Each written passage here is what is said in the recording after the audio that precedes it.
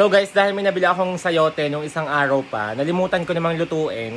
At ang bala ko sa sayoteng yon ay ititinola ko ng walang manok. Kaso mo, naimbak sa doon sa pingganan. Tingnan nyo nangyari. Nabulok. Dilaw na dilaw. Aray ko! Nabagsakan pa ang ulo ko.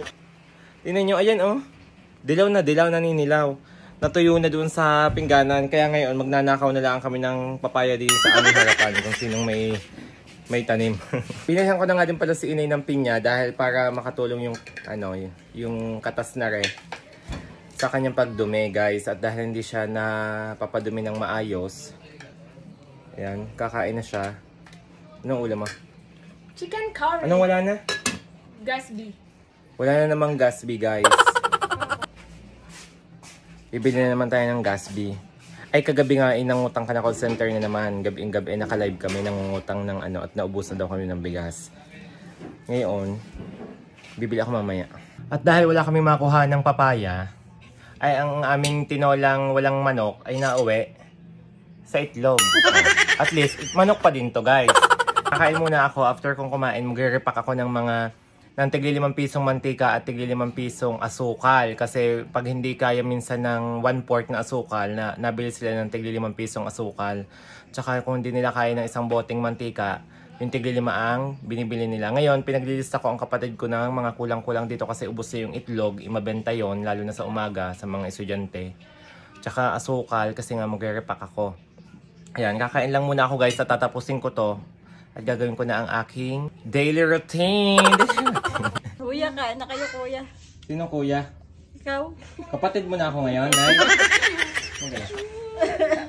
So yan, guys, nakain na siya. Ang ulam mo na ano? Tinolang manok. Na walang manok, nakalipad. Papaya lang.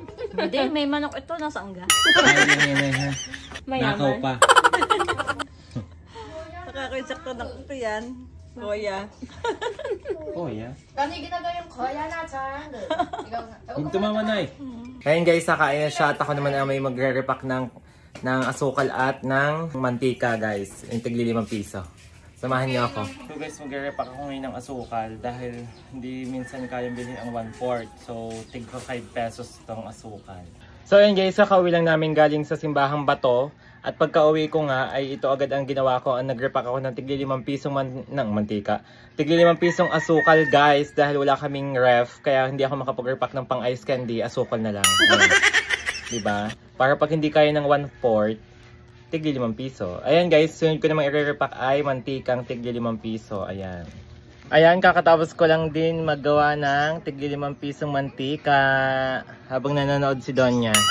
Donya kaganay. Sana all done niya. Ngayon lang.